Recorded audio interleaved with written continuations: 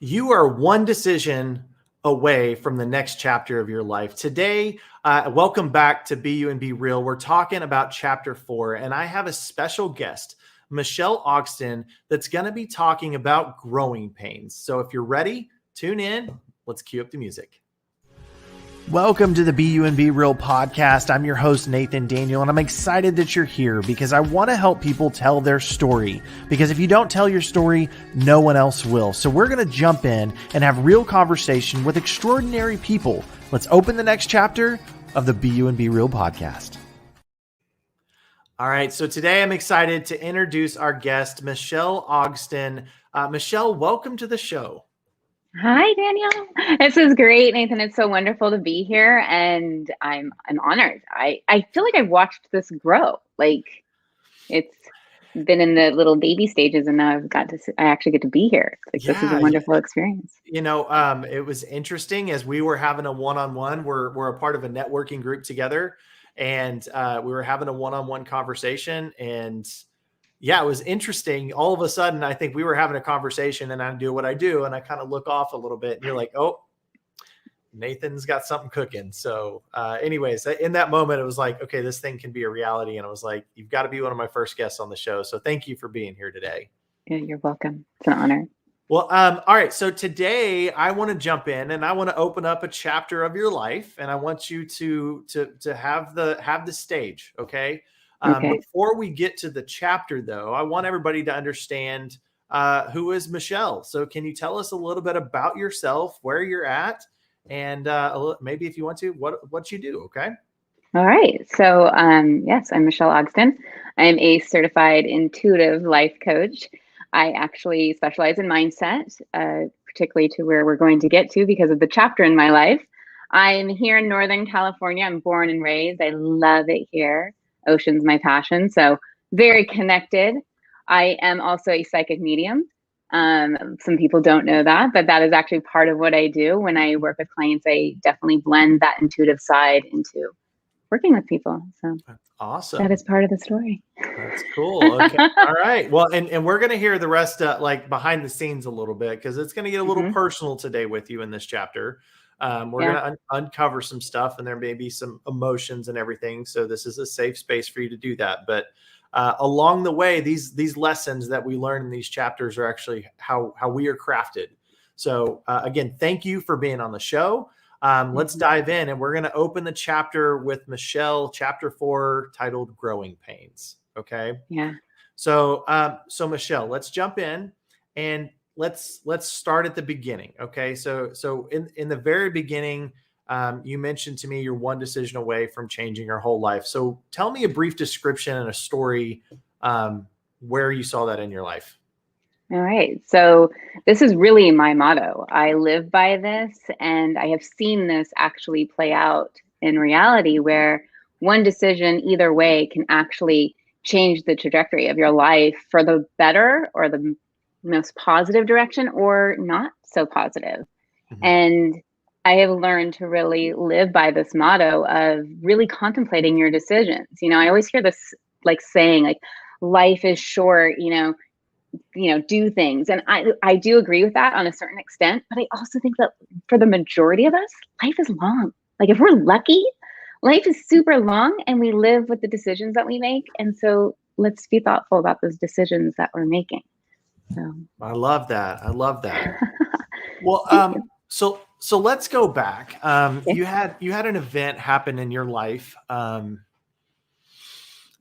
We'll say several years ago, but tell me about your friend. Yes. So I had a friend who was we were friends since we were 12. We ended up actually dating at some point in our life. We were very, very close. We were like best friends.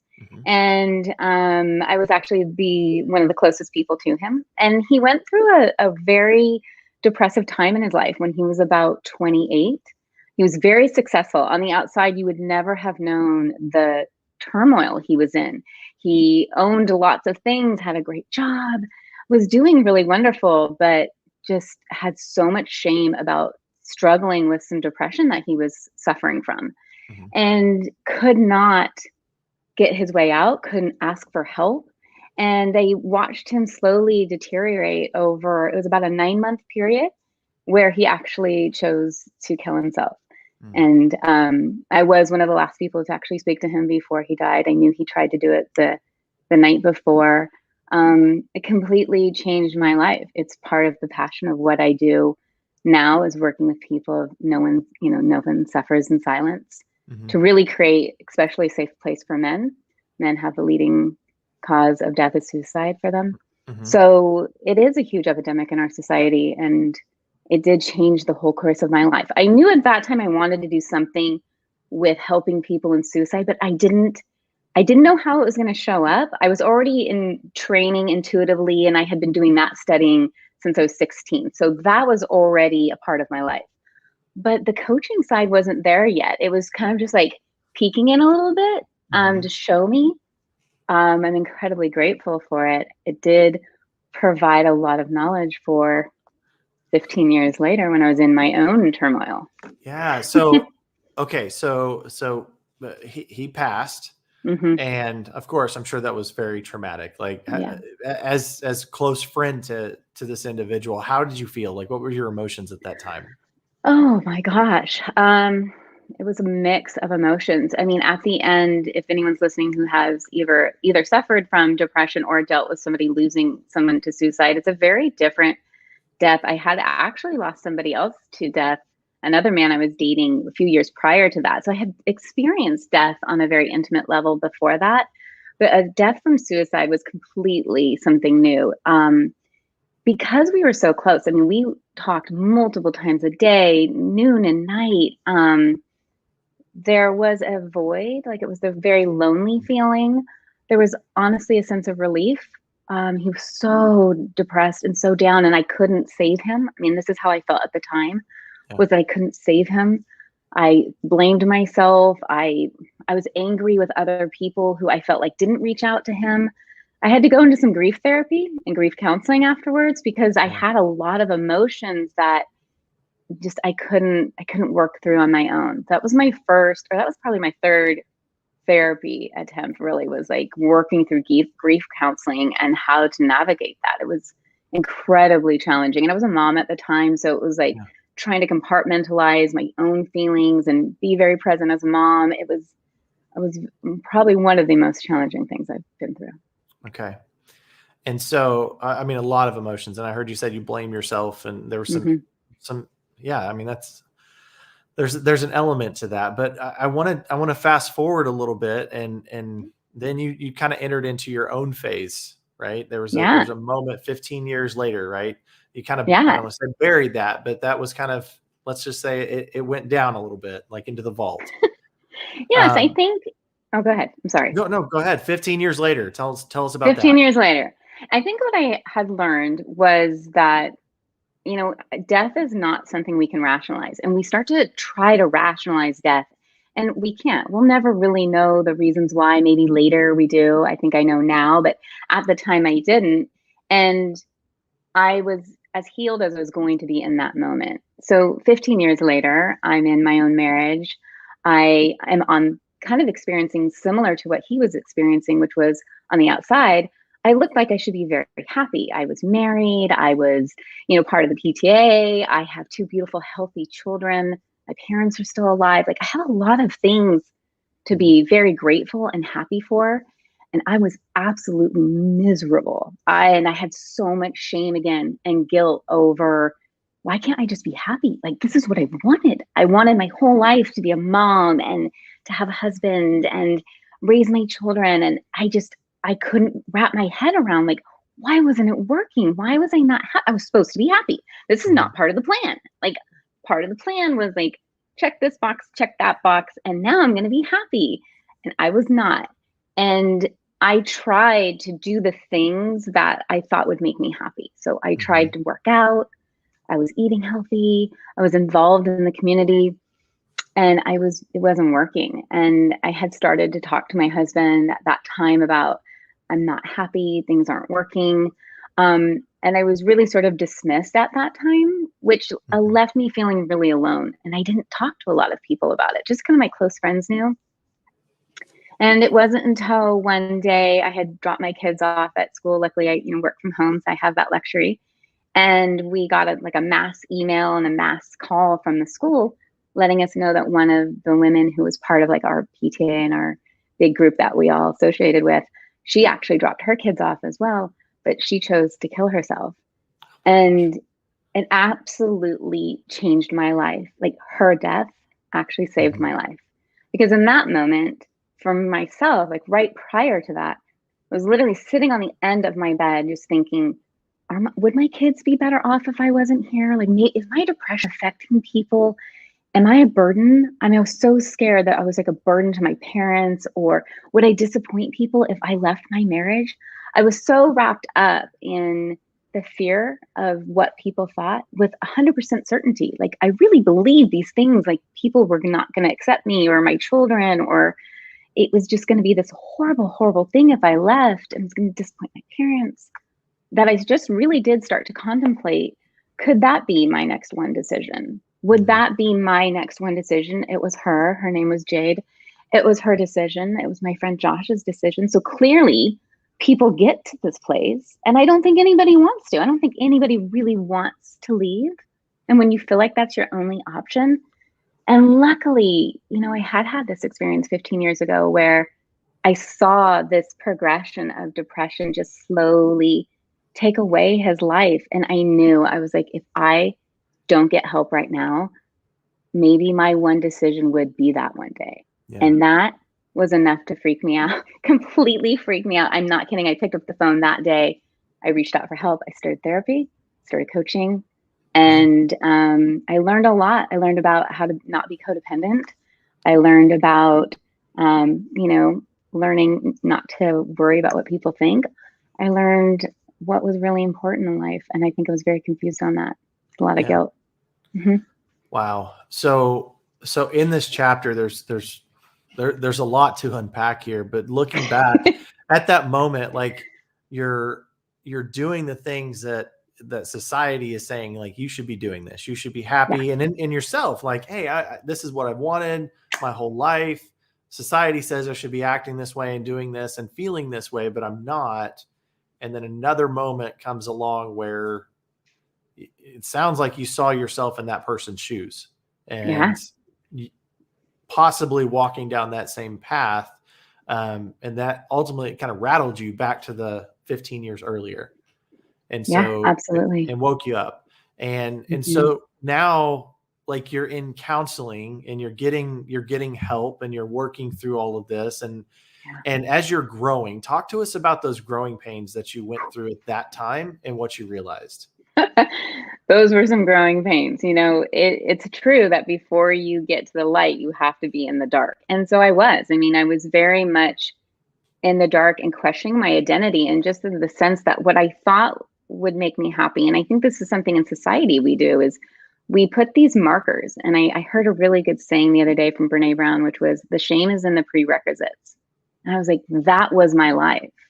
I was living by these prerequisites of like, this is what I need to do in order to be happy. Yet it was nothing that aligned with who I was or what I ended up doing. I mean, I was literally living a fake life. Like, I felt like I was the pictures on Instagram. Like I was living this like Instagram life, but it wasn't really me. And I learned in this process of being with coaches and therapists that there was so much value in myself and in the worth that I had for the society, for community, for my children, that what mattered most to my parents was that I was happy. It wasn't about, how many years I'd been married. I was married for 18 years.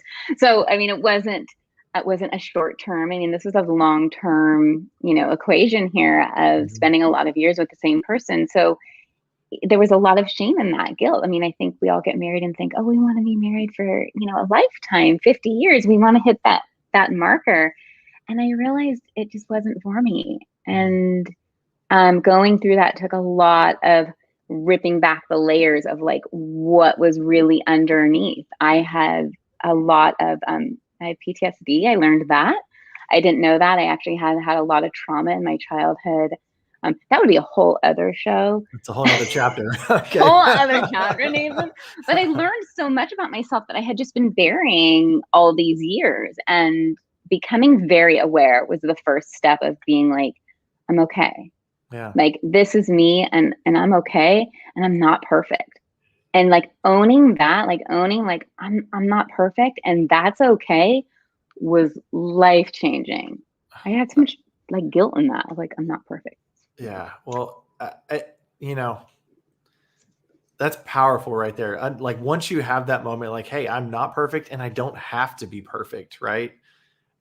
Yeah. That's empowering in itself. And I think that's a great lesson to learn. So if you're listening to this right now and you haven't learned that lesson, learn it here. Don't learn it the hard way. Um, but along the way, right? Like you're having these growing pains, you're having Yeah. these breakthroughs now. And I love this quote that you've said, and it says, what is your next one decision? Mm-hmm. Out of that therapy, out of peeling back those layers, and now you're faced with a decision that you're going to have to make that's going to honestly impact a lot of people, Mm-hmm. right? So Yeah. tell us about that. Yeah. That was the next one decision, because life is a series of one decisions, right? We're all making the next one decision until we get secure there, and then we make the next one decision. And so I was healing. I was learning a lot about myself, and in that recovery I learned that in order for me to actually live a life that I was going to be proud of, that I felt like I was going to teach my children the most important thing, which was to value themselves and their worth and their happiness, I was going to have to stand up for myself. And in doing that, I had to learn to ask for what I needed and what to do if that was not reciprocated. So if that did not come to fruition. And so I did try that, and it did not work. Mm-hmm. And so I knew I was going to have to leave my marriage. And that took probably another 8 months for me to really wrap my head around, like, I'm going to hurt these people. Like, I'm literally creating a fork in the road of my children's lives, that Mm-hmm. I was going to create a road for my ex-husband. We had been together a long time. I wanted to still be friends. That was not going to be an option. I knew it was going to change my children's lives. Mm-hmm. That was going to change everything. Mm-hmm. And honestly, our parents, I mean, it was going to change our families. And I had to really get to a place where my peace meant more than my unhappiness. And for a long time, for years, I just was like, well, this is my role. I'm the mom, and my job is to provide peace and tranquility and to take care of. I can check all those boxes. I didn't really think about anything else. And so to step away from that was terrifying. I didn't know my identity without that, Mm-hmm. those titles. But once, like I said, I started to heal from that and learn that I actually did have an identity, and I had value, and I had worth, and that I had to learn to ask for what I needed and to be okay with that. And learning how to step away when it wasn't was incredibly terrifying. And I kept waiting to be 100%. I think this is something very interesting. I kept waiting to be 100% sure. Like, I was going to be 100% sure. And if anybody's listening right now and you're in this situation, what I realized was that you are never going to feel 100% about blowing up your family. Mm-hmm. You just won't. It's not a reality. You can't ever think, I'm going to be so confident in doing this. So I got as close as I could. I think I got to like 80%. And then I was like, okay, this is probably as far as I'm going to get. And then the rest, I just have to be kind and be brave. That was my motto. Be Mm-hmm. kind and be brave. And I, took the next steps into separation. You took the next steps into separation, and it was, you said it took 8 months to work through all of that through guidance and everything else. And at the end of the day, and I'm sure this was an incredibly hard decision. Like you said, you were causing a fork in so many people's lives, and that was probably very heavy. And once you broke through that, I think there's a lesson to be learned there, though, right? Like if at that moment you had a choice, right? That one decision is to stay where you were at and continue down the path you were at. And that's setting one expectation, right? That's setting one precedence for everyone around you. And the other one is a totally opposite decision that's going to cause a major fork in the road, but that's a different decision that could lead to something else. So what lesson did you learn there? in that fork in the road for those around you after you made that decision? What I learned was, well, there was a lot of things that I learned there, Nathan, but one of the most incredible things that I learned was that sometimes the fear of the unknown is better than what is expected. And I knew in that moment that I knew if I stayed, what I was going to get was going to be more of the same. It was going to be more disappointment, more loneliness, more hurt. I didn't know. And I was willing to risk that. I don't know what life has in store for me or my children after this, but it is absolutely has to be better than what I'm doing now. And I'm willing to chance that. And so sometimes that fear of the unknown is actually better than staying what's predictable and comfortable. There is a lot of comfort in that predictability. You know, you find security in complacency, and it can provide a really great foundation for a lot of years. Yeah. And then until it doesn't sometimes.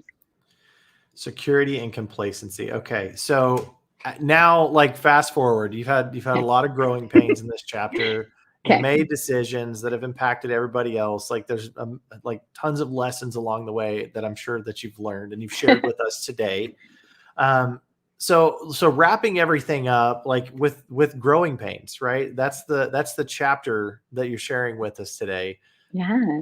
You know, like, what's one more thing? Like, if there's one more thing with this whole chapter that you would share with us, what would it be?